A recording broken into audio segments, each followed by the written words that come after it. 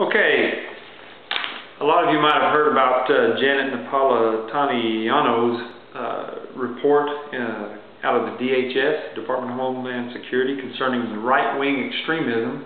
I've run across a first draft copy that I thought you might be interested in. The first draft was entitled, "You Might Be a Terrorist If."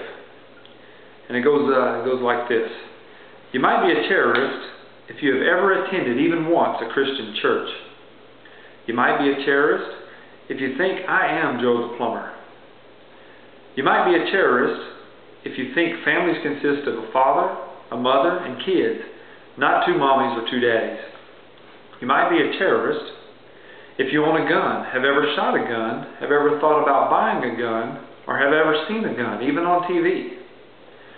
You might be a terrorist if you are or were in the military, know someone in the military, have thought about joining the military, respect people in uniform, or think we should have a military at all. You might be a terrorist if you think people should come to the USA legally. You might be a terrorist if you think the President of the U.S. shouldn't go on a worldwide apology tour. You might be a terrorist if you think the President of the U.S. shouldn't kiss the ass of any world leader. You might be a terrorist if you think the UN should be dissolved.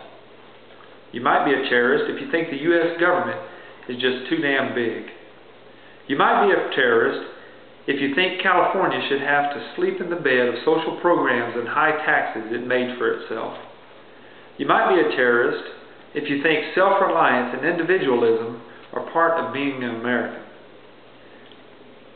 You might be a terrorist if you think you should seek help in this order: self, immediate family, extended family, friends, community, church, local government, state, and federal government.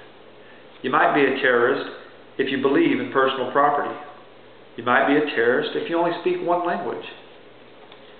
You might be a terrorist if you hum along with, or God forbid, sing along with the national anthem.